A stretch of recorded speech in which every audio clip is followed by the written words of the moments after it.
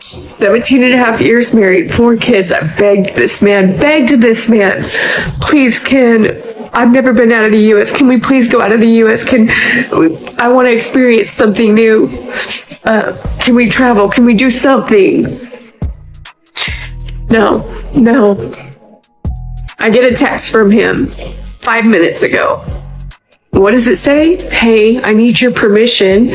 It's in the planning, but me and Eric, his fiance, are taking her kids and he wants to take Kylie to Mexico for spring break.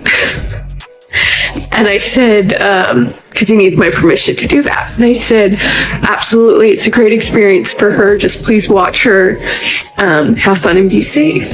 And it's really, really hard for me because it's like 17 and a half years, 4 kids. And I begged you to take us or to take me and to do those kinds of trips and to spend that kind of time with us.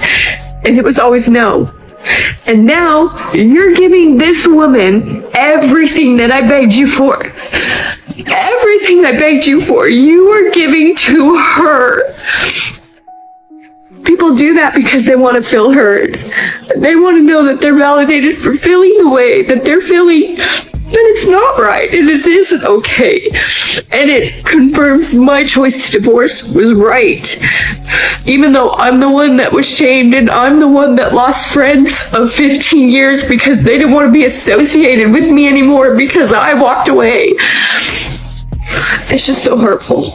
It's so hurtful when the person that you love and just you see them give somebody else everything that you asked for, and they turn around and give it to somebody else. And maybe it's because he's giving it to her because he realized, hey, Mandy left me because I wouldn't give it to her and I wasn't listening to her. I'm not going to make that same mistake twice. But it still doesn't change the fact you're giving her everything I asked you for. You know, talking about self-worth and loving yourself, it's hard not to, when something like this happens, to go, why is she worth doing all of this for and I'm not? And why? And I know I shouldn't think that, but you can't help but think that. And then on the other hand, you're like, and why can't I find somebody who wants to give me those things and wants to love me and let me love them too in the same? Like, I'm not just saying give that to me, but like mutual, like, I want to give you everything that you want and I want you to help me get the things that I want. But it just feels so unfair, and life isn't fair. And, you know, it's a hard pill to swallow, but it is what it is. Oh, well, never mind. Let's dissect this narrative that's circulating. The one where the ex-husband, after 17 and a half years and 4 kids, suddenly gives the new fiancé the Mexico trips and the attention his ex-wife begged for. This isn't just hurtful. It's a painful object lesson in human psychology and female accountability. The core issue here is not that the man is a jerk. The issue is the fatal flaw in thinking that nagging a man for 17 years is the same as inspiring him to change. Here's the unfiltered truth. You were the warranty product, and the new woman is the upgrade. You were the partner he felt safe enough to get complacent with. You were the comfortable chair he forgot he was sitting in. He said no to your begging, not because he hated Mexico, but because he was exhausted by the energy dynamic that revolved around constant demand and criticism. He knew the trips wouldn't fix the underlying relational rot. The dynamic was stuck. You were the primary source of relationship friction, and he was the wall that just kept deflecting. Then came the divorce, the ultimate wake-up call, the emotional and financial atom bomb he was afraid of. He got shamed, he lost his family unit, and he was forced to sit in the ruins of a life he failed to lead proactively. That is the moment he changed. Not for the new woman, but because of the fear of repeating the failure that cost him everything. The new fiancée is not inherently worth more. She is merely the beneficiary of his massive, expensive life lesson. She gets the version of him that is financially disciplined, emotionally awake, and desperate to prove he can actually maintain a committed, high-effort relationship. She is getting the man you created through divorce, but didn't get to keep because he only listened to the silence after you left. You are asking, why is she worth doing all of this for? And I'm not. The question should be, what did I do during those 17 years to inspire him when it was easy rather than demand him when it felt owed? You claim to have been shamed and lost friends because you walked away, but you walked away over a lack of travel, which now feels validated by a post-divorce trip. You were looking for external evidence to justify a decision you had already based on internal frustration.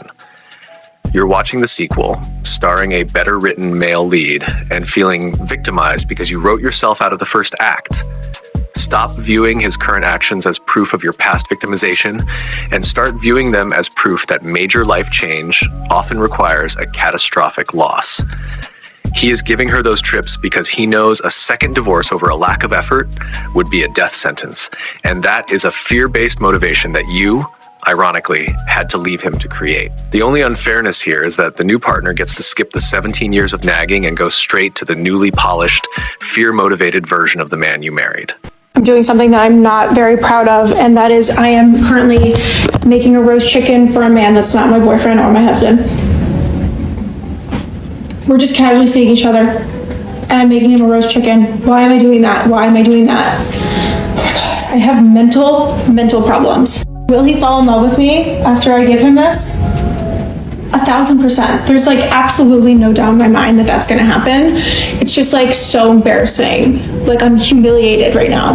Like this is, look at, I got it. Organic free range. This is simp behavior. Here we have a woman who is casually seeing a man. Key term, casual. And yet she is making him an organic, free-range, high-effort roast chicken. She rightly calls this simp behavior and claims to be humiliated, but then immediately follows up with the classic line, will he fall in love with me after I give him this? 1,000%.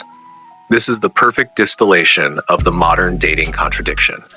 Claiming nonchalance while deploying max-effort domestication tactics in a desperate attempt to force commitment. You are confusing nurturing with negotiation. You think that by giving him wife benefits, a full, expensive, lovingly prepared meal, while still technically in the casual fling phase, zero commitment, you are creating leverage. You believe you are demonstrating high value through domestic prowess. In reality, you are establishing a transactional precedent where you over-deliver and he undercommits. The man receives this roast chicken and his logical male brain registers one of two things. A, wow, she's great and she's already doing this for free, so I don't need to define the relationship. Or B, this is too much too soon, I feel pressure, I should emotionally detach. Neither of those paths ends with him magically falling in love. The reason you are so confident he will fall in love is because you are deeply insecure that he won't on his own merits. So you are using the roast chicken as a desperate, high-calorie, emotional bribe. You are trying to cook your way out of the anxiety of uncertainty. You are investing premium ingredients, time, effort, and emotional capital into a relationship that is only giving you a low-interest return, a casual fling. This is terrible financial management and even worse dating strategy. This is not about having mental problems. This is about lacking boundaries and mistaking a high-effort meal for a deep, genuine connection. When you provide wife duties for casual dates, you train the man to expect the benefits without the responsibility.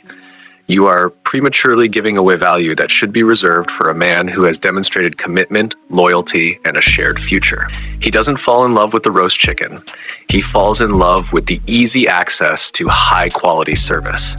The only thing you are humiliating is your future self when he casually dumps you after eating the last of the organic leftovers and moves on to the next woman who doesn't feel the need to weaponize poultry to secure his interest.